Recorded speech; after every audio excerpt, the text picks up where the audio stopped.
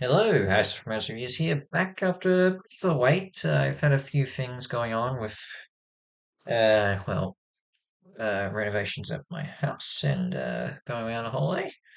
But I'm back, and we are doing a video game review. But to be fair, this was probably wasn't the video game I was originally going to do first. But well, I figured we might as well get started. Might as well do this because I'm a big fan of the series. Mortal Kombat 1. Yeah. Let's just get out of the way. I'm not a big fan of the title. Just seems so stupid. Just reminds me of the whole Xbox One naming issue and all that. I get it's a fresh start to the timeline, but we already had that before with the 2011 reboot. So yeah, well, let's just get over it. Get over it. The title is yeah. But I've wait. As you know, I'm a big fan of Mortal Kombat.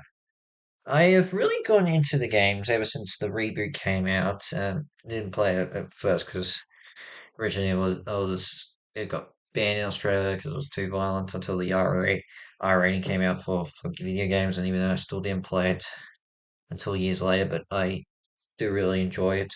But yeah, the Mortal Kombat series has really grown on me in fighting games, and I'm a huge fighting game fan. And I love Mortal Kombat, whatever.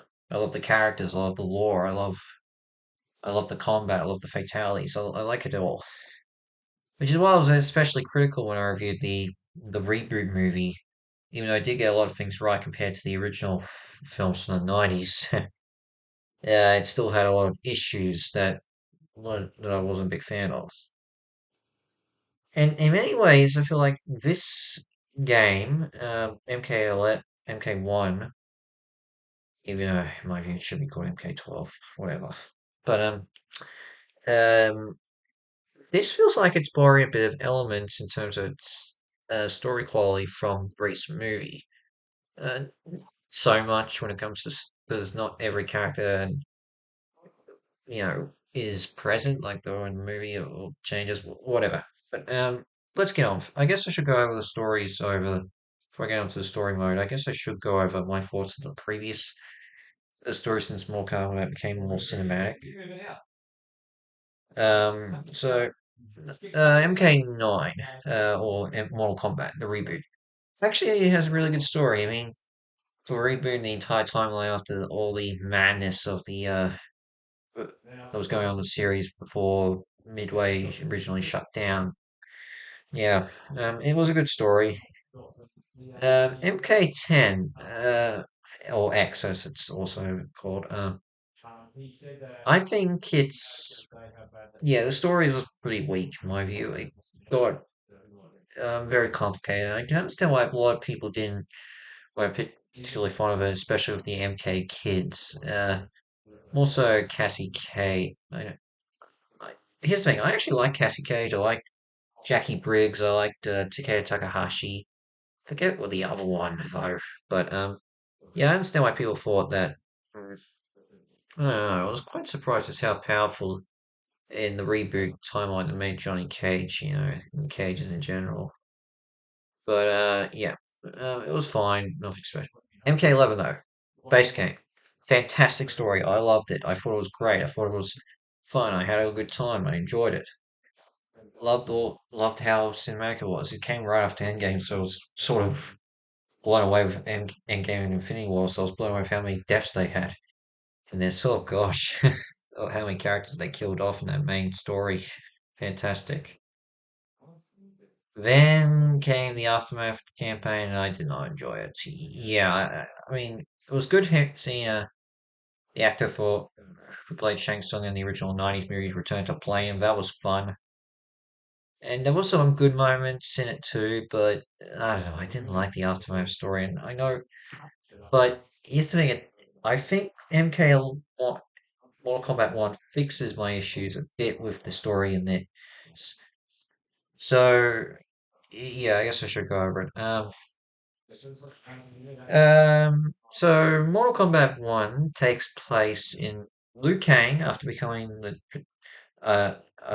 a god, a demigod, thanks to Raiden, and defeating Shang Tsung at the end of Mortal Kombat 11 and the Aftermath campaign, has restarted history and is now settled in as Earth realm's protector, relinquishing his role as keeper of the timekeeper to a resurrected Geras, who does end up betraying him. That's something to mention. We'll get to Geras later. But and he's made sure that his new reality is completely peaceful. And I mean, you look over what he's done, so and you can see the changes big time with what happened. I mean, you've got the subtle ones, like Raiden is now in Liu Kang's place as a a a villager with Kung Lao. Um, but then you get more surprising ones, like you've got and Johnny Cage and Takeda Takahashi are about the same. But then you get some surprising ones, like Scorp, the Shirai Ryu ain't a thing. The Lin Kuei, led again by Sub-Zero, which in this case at the moment is Bihan. While Kuai Yang is this iteration's version of Scorpion, representing the Shirai Ryu, who is part of the Lin Kuei. That's the Shirai Ryu isn't a thing. Neither is Hanzo Hasashi, the OG Scorpion, and Smoke is actually their adopted brother. Sindel is ruler of Outworld, but she isn't, and along with Katana, her daughter, but Melina is actually her biological daughter in this case as well, instead of being Katana's clone sister. And Shao Kahn is actually just a regular general. Um, and then of course Shang Tsung doesn't even have any memory, so he's not a sorcerer. He's just a parlor basically.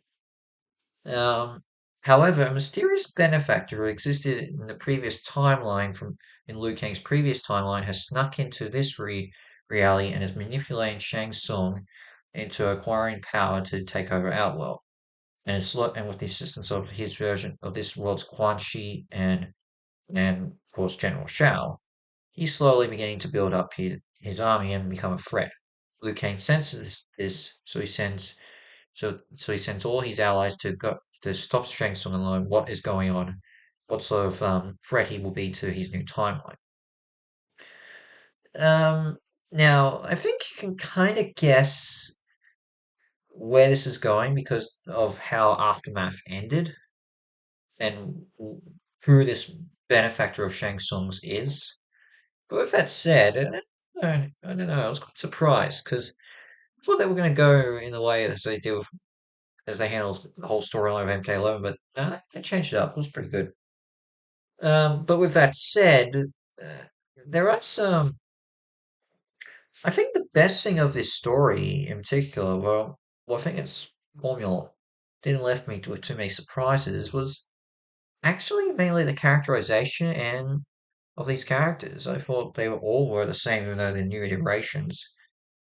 Um, and I mean, some I'm not too fond of. I don't know, Sindel, I thought, yeah, she was better, but I don't know, wasn't too big of a change. I didn't think much Quan Chi. And Raiden, I don't know, whatever, he's fine. But and as is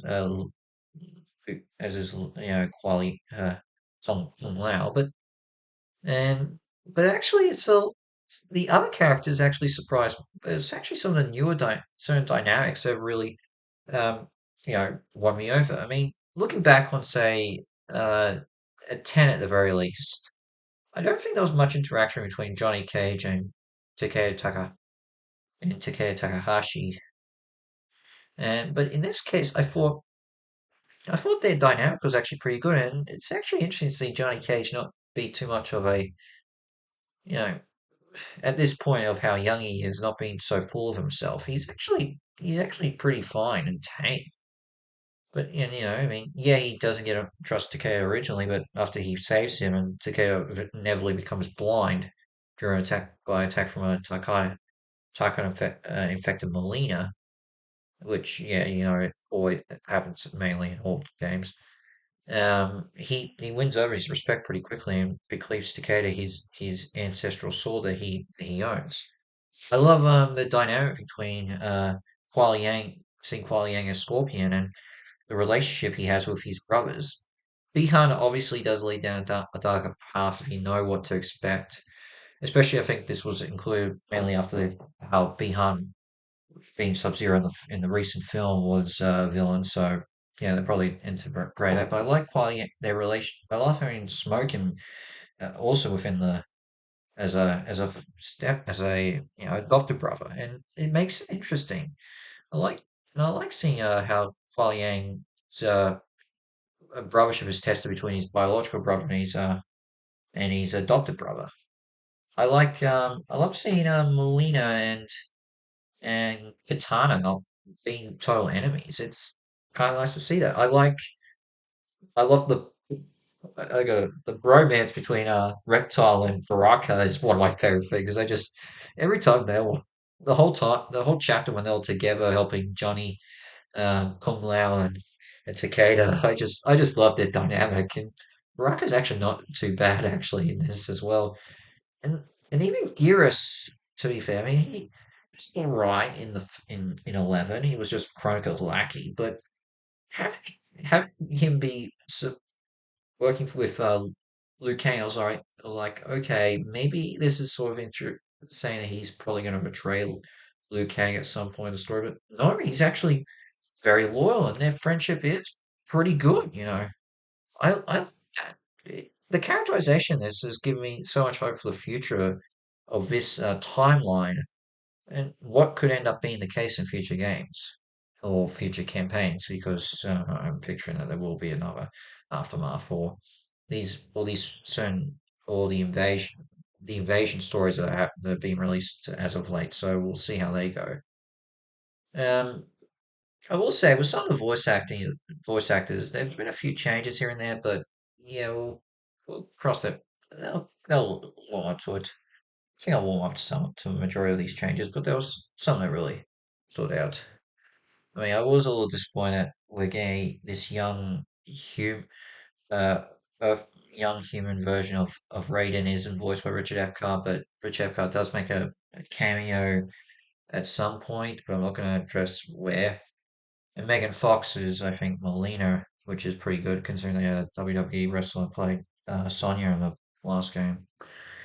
I guess I should mention when it comes to the DLC fighters, there's going to be some. Well, I mean, Kenshi. Well, sorry, I got Kenshi and Johnny Cage. Sorry about that. Takeda is going to be a DLC fighter. I forgot about that. And then you've got what was I thinking of? Oh, and Peacemaker is going to be a DLC fighter. Wait and see who else is going to be the third party guest fighters in this. I'm going to be interested.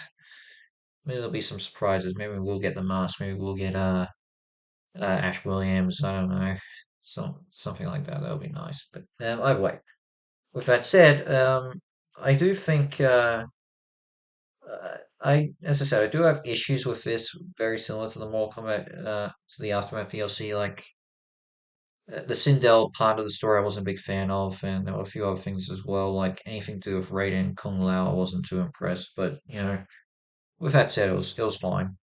But, with that said, let's get on to some of the to the main game. I think the combat is still more combat. It's still gory. It's still tight. It's sophisticated. I like playing it. I find it easier to do brutalities in this. I don't know why. I had trouble with brutalities in MK11, but with that said, I've found them easier here. I haven't had time to memorize any of the fatalities though. I'll get to that when I get to that. The invasions mode is actually pretty good. Where after the main story, Liu Kang returns to his role as it observes the hourglass once more to see potential threats that arrive from alternate timelines. And yeah, they could be really good with how they handle that. The cameo fires is probably the most unique part of this game, where of the main roster, there are a few fighters who that are pretty much missing. Like as I said, we don't get Hanzo, Hisashi, or Scorpion. Raiden is younger. We have obvious characters missing like Jackson and Sonya Blade, Kano. This is where the cameo fights come in, where these characters that aren't exactly in this game, playable in this game to the full extent, are summonable as a special ally, and I kind of like that. I thought it was actually pretty good to see these at least these guys show up, these characters show up again, even though it's not much, but hey, it's something. Um, I think my two biggest issues is first off the graphics compared to the leap that was from 10 to 11 isn't that much of impressive. I mean, the cutscenes still look great, and you didn't really have to change much from there. But I thought I was expecting a bit more of a leap of graphics. I don't know. I just want a bit of an extra push, you know. Um, and of course, I guess I should mention the Switch version is absolutely horrible. I don't know if they used the same development studio that they used to port to create the Switch version, but yeah, I've seen it. Cutscenes look fine, look amazing. The rest of the game doesn't. I mean, the backgrounds are fine, but the models look absolutely horrendous, and there's some uh, really bad frame rate drops and all that. Yeah, yeah. Hmm. I don't know who they. The studio was the same that did 11. Not good. 11 looked great on the Switch. This doesn't. But either way, Mortal Kombat 1, I liked it. Not as much as 11, but I had a good time. Yeah, I'll give it a good enough review. I give it a 7.5 out of 10 half stars. And yeah, whatever it is, give it a play, but mainly on the new consoles, not the Switch version.